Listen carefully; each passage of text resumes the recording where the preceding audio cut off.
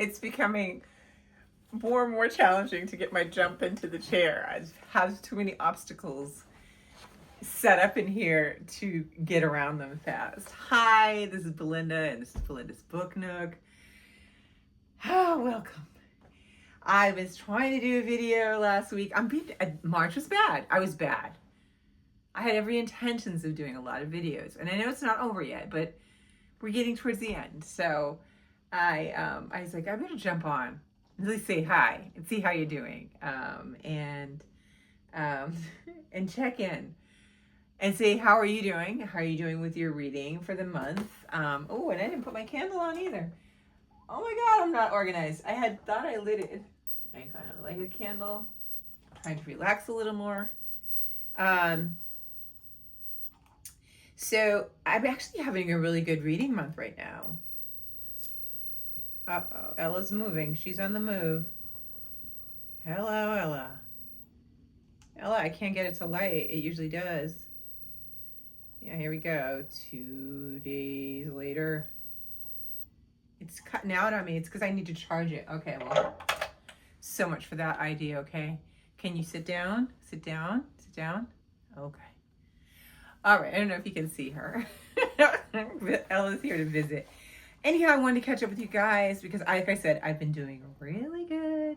I'm reading for March. Yeah, every year it's always surprising which month. Now, of course, the year's not over yet, but which month I have really good success reading. And I do know it's usually never in the summer because I'm outside all the time. I'm in the garden, I'm doing something, I'm going places. So those aren't the times that I get the most reading done. So I would say the fall and the fall and maybe spring, I could get one of those months. I should go back and look and see. Do you guys ever check to see like when you read more books, what time of year?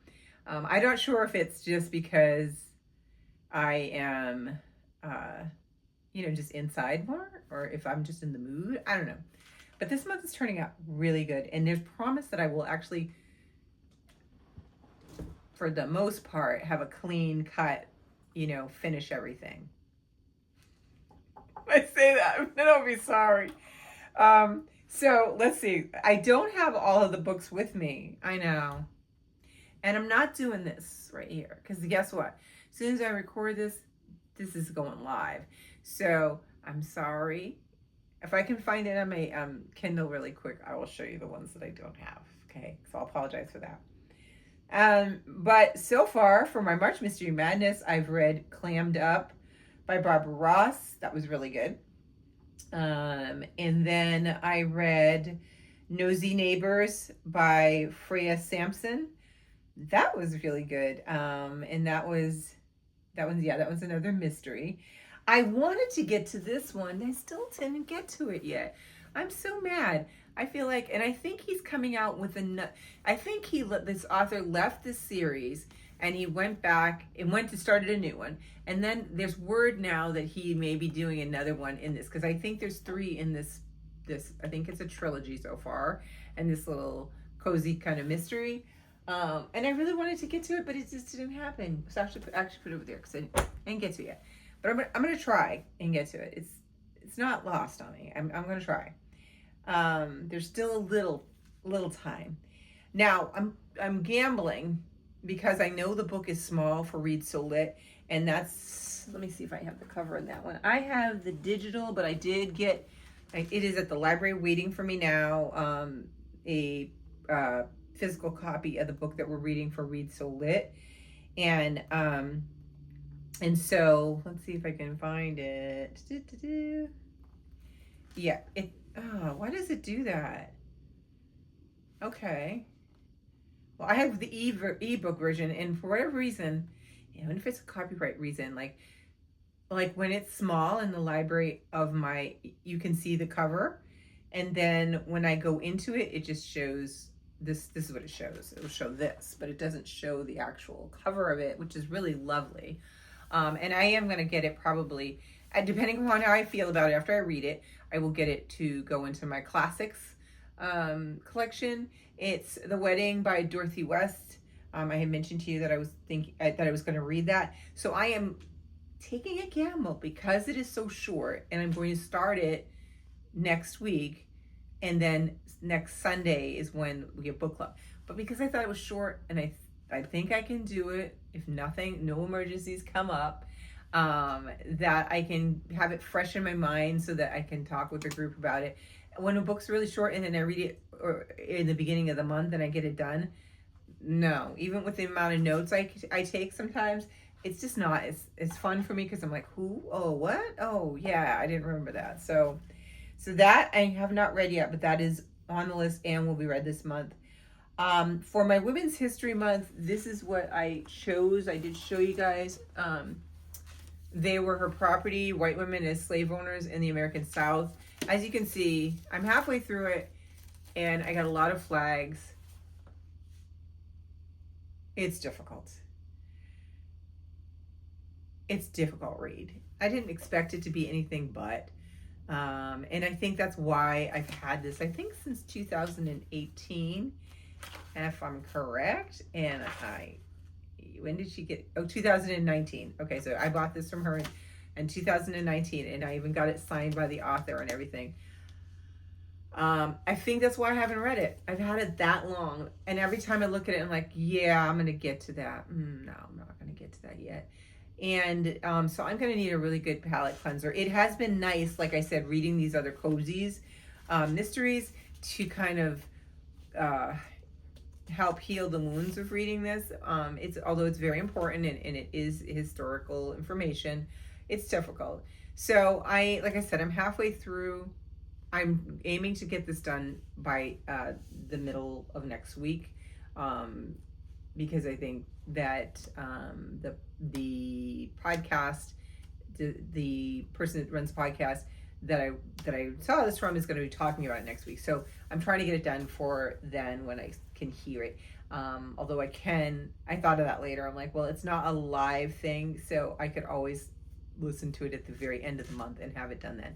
So this one will definitely get done as well. Let me put it over here for this month. And the reason why I also say is because I want to have it done. I don't want it hanging over me anymore. I've had it a long time. This will be a score for me in terms of a book that's been on there very long on my bookshelf that I wanted to get read. Another book I picked up that I did not tell you guys at all about because I didn't know I was going to read it for Women's History Month. Let me see if I can find my little computer. My little Kindle sometimes runs really slow in this room. I don't know. It's just against me. Everybody else's devices do wonders, and mine's like, meh, I don't think so. The next one, let me see. Okay, so this one, I'll tell you about it while I'm waiting for it to come up. This one is called Gather Me by Glory Edim. You'll know her. She's the founder of the Well-Read Black Girl. And I have her other book. I think it's over there, so I won't go get it because Ella's sitting her head right here, and she's peaceful. So I won't go get that. She has, she's the founder of that, and she did write another book, I think, in between these two. But this one is her memoir, and it says, a memoir in praise of the books that saved me. And this is what it looks like. This is the audio book version. So I listened to the audio book of it. Oh, I'm going to buy the book. It's a 5 for me. I usually don't tell you when I give stars to something, but the reason why this one was, and I'll talk about it more, maybe I'll talk about more in my wrap up. Let's just say it really, she did a fabulous job. And if you get a chance to listen to it, I know everybody wants to read, always the print. Read the print. That's fine. Read the print along with her reading, or listening to her read it to you. It was almost like a spoken word poetry, the way that she read the story. And I just don't know how she did it through the whole book, but it was incredible. I'm going to talk about it more probably next week, because next week, hopefully by the end of the week, I'm going to be able to say some concretes that things are done, and this is what I thought, and these are my highlights. But I just wanted to check in today and give you an update of where I am. So almost finished with Gather Me, and so both of those will be for Women's History month picks. And then I also have The Lost Apothecary, which I have finished this as well. This one was good. I wasn't sure what I was, what I was thinking, if I was going to like it or not. I thought it was interesting. And I think,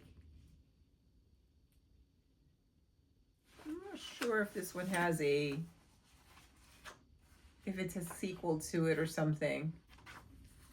I don't think so. I think this is just a one-off book.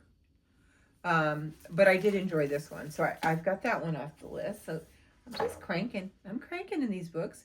Another book that I wanted to read was called The Verifiers. And I don't even know where I put it. I may have already put it in the bag. And here's what I'm thinking about that book. I really wanted to like it or read it. Let's just say read it. I really wanted to read it because I bought it at a Boston Book Festival, and I thought, and the book is by, I don't even have the author's name in here. I usually write the author's name right beside it. I don't have the name. It's called The Verifiers. And I started reading it, and I couldn't get into it. Then I found the audio, and I thought, I'll pair the audio with it. And I wasn't feeling attached to the characters. I feel like I might not be the demographic, and I hate to say that because I read books of people all different ages. And listen, the people that were in the, what was that? The Nosy Neighbor. Well, the one girl is younger, but they're older than me. So I don't always think that the people have to be the same age, but there has to be something that keeps you vested, helps you get vested in the story, right? And really want to root for the characters. I couldn't even get to the point where I could do that. So I am thinking that may be a DNF. And if it's a DNF, I have to weigh in my mind now DNFs, because we're trying to save space. Is it a DNF that I'm going to read later? It's just not in the mood for it now. Or is it a DNF that I'm not going to read it, but I'm feeling guilty in keeping it because I didn't read it and I spent money on it? And for the latter, it's got to go in the bag. Remember the bag I told you that's over here that I have, that I'm supposed to get 25 books that I'm donating? Yeah. So I feel like that's what's going to happen with that book. I'm kind of sad. She's written another one as well that might be interesting. But just the cadence of the story was just not. I was like, I kept putting it down. And I was like, okay. And I went back to the other books, and I've finished those fine. And so, that's where I am with those. We'll see. We'll see what happens. I don't want to come back to you next week and be like, I read it. But so I am going to pick up the library edition of The Wedding for by Dorothy West for Read So Lit on Monday, and I have the ebook of it on here, so I'll probably start it on here maybe Sunday, but probably definitely Monday. By Monday I'll start it. It depends on where I get through this one and the other ones. I want to really kind of crank and finish so that I can have a good finish for me. I mean, listen, you know me. We all know, all y'all that watch regularly know that I'm slow in terms of my reading, and I am really not apologizing for it because I'm trying to enjoy my books and enjoy my life. So there's that. So let me see, what else was I going to show you? Oh, wait, and there was one other book. I don't think this is the second time. I think the last time I mentioned this to you guys, I didn't mention this book, and this is another March Mystery Madness book that I'm reading. I don't think that either I didn't have it to show it to you, or I didn't mention it, and later on I was like, did I mention it? I could be referring to the Read So Lit book, but I think it was this one. But it's Whispers in the Dark by Eleanor Taylor Bland. I have a bunch of her old books, and I wanted to read this one because I thought this one would be interesting. I have started this one, and I'm not, what is that? Like, not even, like a quarter of the way through. So, I don't know. But if I can pull off a miracle and get this done by the end of the month, I'll be so happy. It's not that the book's bad. I do enjoy it. I just have been juggling, trying to read the heavier things to get them out of the way, because I'm like, I'll never finish if I don't keep something consistent with this one. So it's kind of pushed this on the wayside. So this is the other one I forgot to mention. I think it's the same one. I don't know. I can't remember. And then the one other thing I was going to show you before I leave you is, I don't know if I showed you this before. I don't know if I showed you this. See, I probably should watch my own videos. Then I would know what I talked to you about.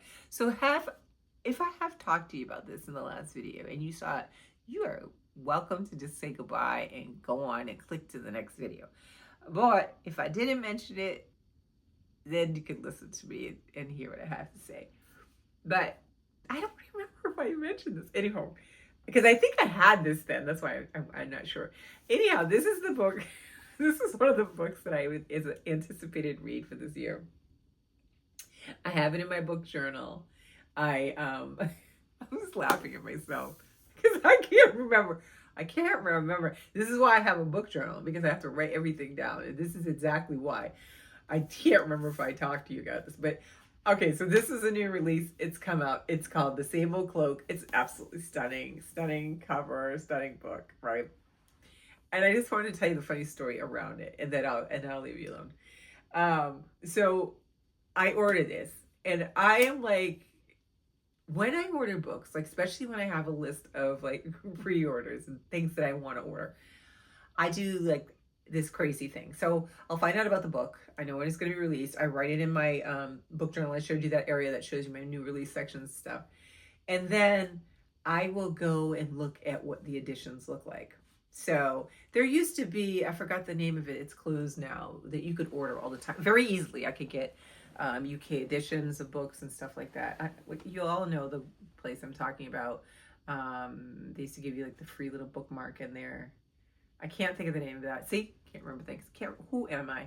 And so anyway, I will go and look to see what edition I want. You know, like, because it's always, oftentimes I usually like other editions in other countries than I do better than the ones for the Americans. And in specific genres too tend to have like, I think that they have a certain way that they think that we like to see things, and then they stay kind of consistent. And I like sometimes the differences that we have in other countries. So anyhow, this still is an American edition. I also love, you know, getting paperback books, because we all know it takes up like space. It doesn't hurt, you know, my arm too much. It doesn't make a loud sound if I should drop it if I'm reading at night. All of those reasons, right? I see this on Amazon. I went to Amazon, did this. I pre-order it, and it says it's a paperback. And I'm like, what? It's just coming out. How am I getting a paperback? What? This is crazy. Most often you have to get the hardcover, and then after a while they'll sell. Sometimes even a year later, you get the soft cover. So I order it, and it comes.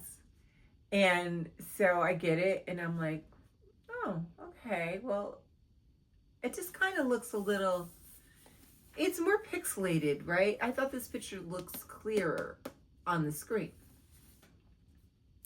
And then I opened it to go flip and look at it. And let me just show you what I saw. So you open it up, and can you tell? I don't know if you can tell on the screen, but let me just show you. Let me show you the font here. The font here.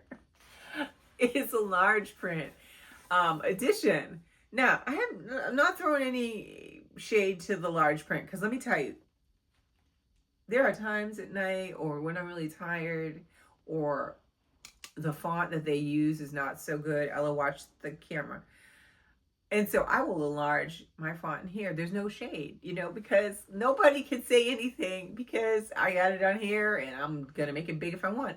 And other times I will like it a little bit smaller, because I also think I get through it faster. It's not like as many pages. So there's that beauty. But I don't make it a practice to buy large print for my library, my personal library, right? And I'm hoping that I'm going to like this and want to keep this, right? I will read it back to you, because I'm going on about it in a minute. So I decided, I'm like, nope, I don't want this. I want this. I want to get the hardcover. I'm going to send it back to Amazon and get the hardcover. So I go back, I say, I'm going to issue, you know, can we issue a refund? They can give you the gift card or you can get it back on your credit card. And they tell me that I can just keep it and they'll issue the refund. What? So I was like, huh.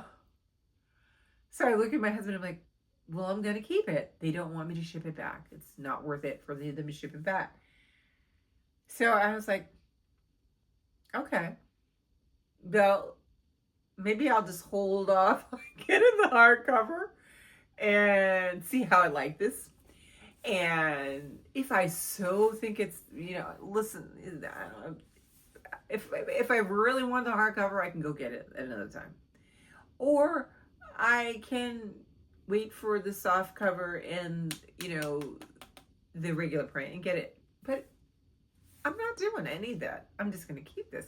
I'm going to say this is a gift to me from Amazon because I've shopped them all the time for all sorts of things, more other things than books. And so, yeah. So I just think that that's crazy. I was like, they don't want it back? And I'm like, well, I still want the hardcover. And then I just caught myself. I'm like, why? What principle are you standing on? You haven't even read it. What if you don't even like it? And then you went through that whole thing and you could have just not bought it. So I'm going to be reading this book and I'm going to be enjoying like turning the pages a lot faster because it's so lovely. It might change my opinion and I might be like looking for them all the time. But I just thought it was funny because I didn't see it. It does say it on the bottom here. I don't know am I holding this out of frame? I don't even know. I'm probably holding it out of frame. I did that in the last video. I peeked at it after the fact. And I never go through them really unless I've done editing. And so I realized I had stuff over here and I'm like, they couldn't even see it. Or it was like maybe right about here and you could only see, I don't even know, but it was cut off. So I apologize because I realize I'm doing it again. I need to lean over this way.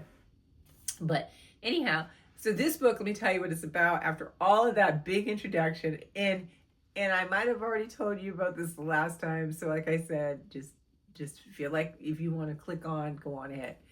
The Sable Cloak is an exquisite story about the Black middle class in the 1940s, and it has a pulse that rings steady and strong, making it a real page turner. That's not it. Those are the praises for it. Hold on. It doesn't have it on here because, let me see if I can get it here really quick. It doesn't have it here because this is a, this is what do you call it? A large print, and it doesn't have the cover jacket, because I think a lot of times they'll put it on there when they have the jacket. I could be wrong too. It just might be that they didn't. I don't know. I think you should always have it on the back or inside, but this doesn't have it inside because it doesn't have flaps. Here we go. So I'll read it to you from here.